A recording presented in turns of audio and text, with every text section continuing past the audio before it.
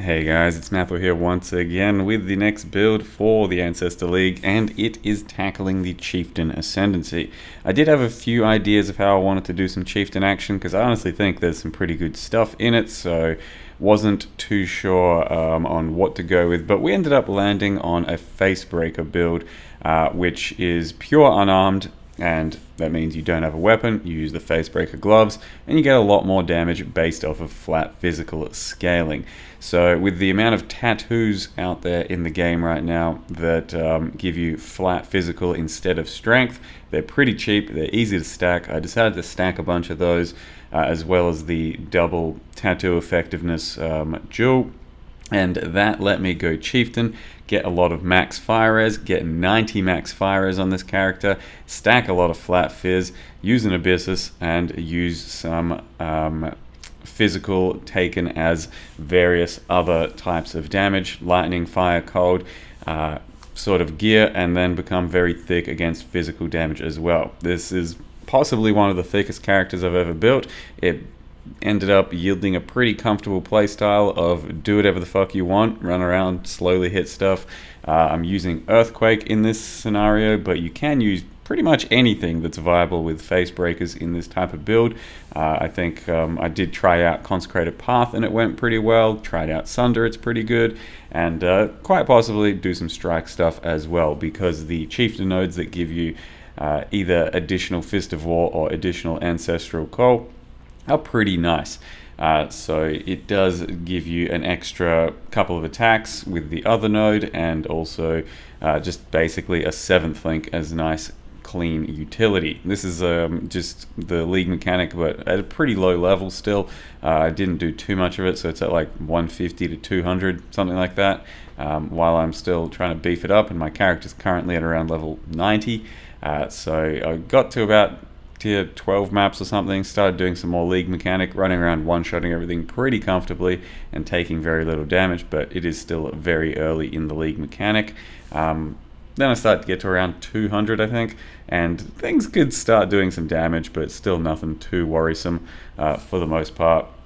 And you can definitely line up some good one-shots. So we are using Intimidating Cry for additional double damage slam action, which you don't get huge amounts of value out of, because we attack much more frequently than just twice every 8 seconds or so. And I haven't built heavily into War Cries because I just did not think it's really worth it in this. I think it's better to attack fairly freely and then War Cry occasionally. But you could easily build heavier into War Cries with something like this, use Infernal Cry and Intimidating a lot more commonly. But for the most part, Intimidating Cry is just a bit of an extra thing to do in my build, as opposed to the real mechanic to build around.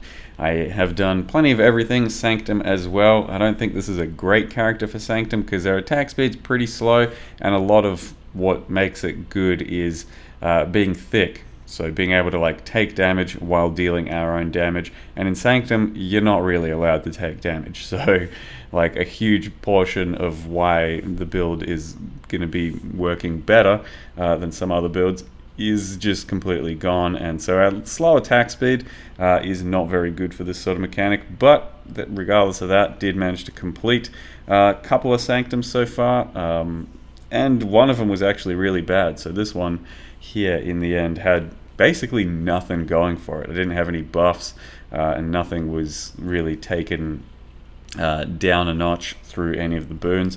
So it was damn near close to a no boon run. And then of course this room can be really messy, and with the skill I've chosen to use, Earthquake, I'm not even using any MTX, it gets fucking messy, and it's really hard to end up seeing anything in a lot of situations. So you're just going to take some damage and take hits that you otherwise maybe shouldn't be. So it gets a bit messy, but like I said, I think this type of a setup should be a one-stop shop for whatever you want to do. So if you roll this character or this type of a character, I encourage you to try out various skills. You could likely get the skill of your dream that can be used with unarmed in this setup to work pretty well. because it's not a super expensive setup. It's not very hard to put together. It's pretty cruisy to play with, and then ultimately it's a decent enough character. Facebreakers have always been kind of good, and right now they're pretty decent with the extra flat fizz you can get from tattoos. I wouldn't say it's anything mind-blowing still, but if you convert just about all of the strength nodes on your tree to the flat fizz node, you're going to end up yielding about an Abyssus worth of damage. And then of course you can still put an Abyssus on, which I do. But you don't have to if you don't want to, and then have an even thicker character. You will of course do less damage. Or you could build into like Heat Shiver, and then have insane damage. But yeah, so far this is the character, and it's doing okay single target in tier 16s. We'll see how it goes a bit later, but let me show you how I've built it so far. So here we are with the level 91 Goliath of the Night Chieftain. Of course, Goliath of the Night, very overpowered unit that slam one-shots in the mechanic, and yeah, that's us now.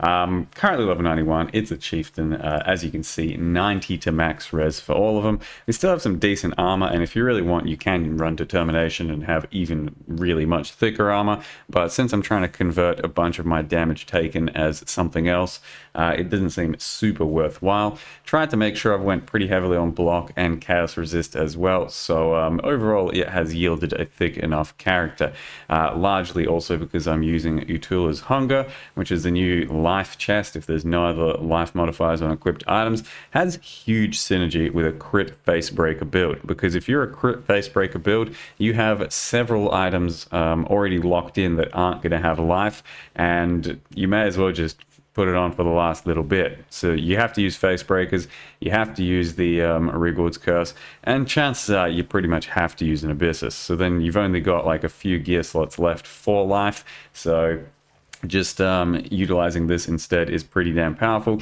I haven't taken too many life nodes on the tree, and I'm at 5.6. If you really wanted, you could get this character well over 6k life pretty comfortably. I think I might still hit 6k in a couple more levels, we'll see. But once again, if you're unfamiliar with Facebreakers, a bunch more physical damage with unarmed melee, so no weapon whatsoever, and then you scale off of flat physical damage since you start out with pretty much none. So additional physical on the Abyssus is big, additional physical on a steel ring is kind of big. I still have to finish qualitying this. And then the cornerstone of the build are the tattoos. At the moment anyway, tattoo of the Katava warrior. We're putting most of them, most of my strength nodes are little extra fizz tattoos. I haven't finished doing all of them, and maybe I won't. But then we've also got some other utility based tattoos, like a bit of extra fire res just to finish off my resist wherever I've needed to. So a bit of extra fire res there as well, some extra chaos res, an extra stat node, various things, but for the most part, fizz tattoos. And then over here, we have the 100% increased effect of tattoos in radius. This thing was like 70 C when I started this, and each of these tattoos were like a couple of C. So what we've got is 4 to 6, 4 to 6. This is not tattooed at the moment, and maybe it should be, but I'm a bit strapped on dexterity. We'll have to look into it. 4 to 6, 4 to 6. Once again, nothing there. 4 to 6, 4 to 6, and then 2 max fire res and 2 max fire res. So these work if you've basically branched out and hit nothing else on the other side. And these are like 40 C each or something. They're 1 max fire res, but because of this, they double up. So just to finish off my gear in a cheaper way, I did do these for 2 max fire res over here and here. Previously, I was going this way and took the life nodes, but since I wanted that extra 2 max fire res, I unspec'd this area and grabbed that instead. Because you can get more fire res through like maybe an unset ring with Purity of Fire. 2 max fire res implicit on the boots, but that's once again more costly, more annoying. You know, the chest can have another max fire res, etc. But this seems to be a cheap enough way to get ourselves to 90 max fire res. So a couple there, paired with level 21 Purity of Fire, bit of aura effect nodes, a little bit of fire res, max fire res nodes on the tree, and then yeah, that basically gets us to 90 max fire res. It's pretty comfy these days. So the other things in the build to help enable it, this is what gives you crit. We don't actually scale any of the claw stuff at all. You can, but it's really difficult to do on the side of the tree we're at, and crit multi-nodes don't work. So if you get like one of these, for example, you get the extra crit, which is great, but 20 crit multi doesn't work because it never specifies that crit multi works, unfortunately. So then we have to run a Dawnbreaker for the physical damage taken as fire. That's what helps us deal with Abyssus. You also need to have some other corrupt on Dawnbreaker if you're going to do the setup, because it has a life implicit otherwise, which means it won't work with the chest. But you can get physical taken as lightning, cold fire as a corrupted implicit. So buying one of these was, I don't know, 100C or some shit. But really bad ones are going to be cheap. Really good ones with the good rolls are going to be expensive. The things you care most about are the physical damage as fire, and then the implicit like this. My Abyssus currently has no enchant on it that I'm using, so that's a bit unfortunate, but makes it easy to get into. And then running a Darkness Enthroned. I wasn't sure if I'd do a Darkness Enthroned, and it's maybe not even the right choice still, but I just picked one up while leveling and stuck with it. So it's just got Fizz, a little bit of life, a little bit of accuracy, and then here Fizz, a little bit of armor, life, and then crit multi, and that gets boosted. Otherwise, you can do a Stygian belt with a bunch of resists if you need it still, and then some LE damage with attacks. But a large part of why Chieftain is pretty comfortable is because our resists are taken care of by fire resist. So with this node here, basically we have Purity of Fire, a bit of fire res here or there, and then we are capped on resists. So it really does tend to build well into characters that can't have many suffixes or many gear slots or many proper rares with resists on them. So that's what Chieftain's doing for us. We've then got some chaos res on these boots and no life once again. This ring here I picked up that had an extra prefix and it was ADC. I then annulled that prefix luckily, and that's what this ring now looks like. Otherwise, it's possible that two of these is just going to be better. I'm not even sure yet. I haven't double checked it, but I'm running Herald of Ash, so one of these is pretty damn good, and it's competitive with a steel ring, I think, at the very least. You can get bigger and better implicits if you spend more, of course. This is the one I've currently got. It might be worse than just a steel ring. I'll have to double check that, but I haven't actually looked into it yet. And then I'm using LE weakness here with some attack speed. I'm not sure the LE weakness is even correct because it takes our entire implicit here and it's only a basic 15. But, well, that's what I went with because we could afford to buy these, weren't too expensive. And as for the links, we currently have Earthquake, less duration, LE damage with attacks with Divergent for some mana leech, crit, Awaken Fire Pen, which also does fire exposure and inspiration. So we run around and slam, and every, I don't know, 1.5 seconds or so, we get Fist of War as well, thanks to this. We also get the Tafwa Forest Strength, which you'll notice when you're actually near enemies, and there'll be a thing up here, and you can kind of see a clone of you show up and go slam some stuff. It does seem to do some good damage, but I'm not sure exactly how impactful it is in the build. But it seems to do some stuff at the very least, and it's noticeable while leveling, so I don't know. But my DPS, my tooltip looks crap. My DPS on POB looks kind of crap. It feels fairly effective, as you can see, against the Guardian boss, and just for farming maps up to like tier 16, it's a pretty comfy build. Earthquake might not be the way forward, but Val Earthquake is really carrying the build, so, you know, several times throughout a map, press Val Earthquake and just charge through stuff, walk through stuff, and it feels pretty good. But Conk Path works well, Sunder works well, Earth Shadow will work well. You can go a whole cold or cold/fire hybrid with like ice crash as well. There's lots of options here. It's a fairly easy template, or just something for you to think about with Facebreakers in general. We've got Mark on Hit, Assassin Mark, Warbanner, Bloodsend, just needed something to fill my mana. Shield Charge, War Chief, Combustion, and Protector. Precision on Arrogance, so that it's on my life.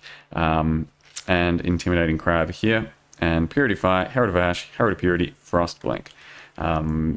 The only other jewel I have at the moment is Watcher's Eye, with 9 fizz taken from hits as fire while affected by Purity Fire. A little bit of damage from Precision. I think this thing was maybe 1 divine.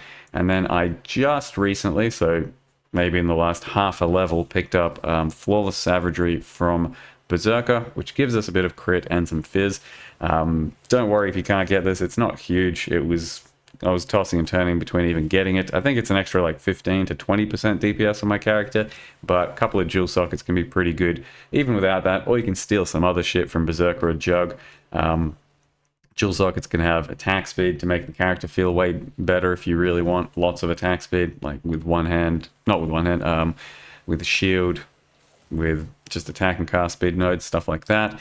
But yeah, and also people ask a lot about this MTX. It's the current mystery box that's still in the shop, Crucible, which should be in the shop soon. Scourge Struck and Scourge Struck. And then Sunrise Ship. But yeah, it's a pretty good character so far, I think. It's nothing mind-blowing for like damage, but it feels pretty comfy, fairly well-rounded. If you're looking for something that just runs around, slams hard, you can try one of these and try out your own skills and see what works, see what doesn't. Hopefully I've got a better endgame video for you. I don't think it's going to go great against Ubers because of the DPS, but maybe we're thick enough to do stuff. We'll see. I'll probably try and take on at least something. So thank you very much for watching. See you guys next time.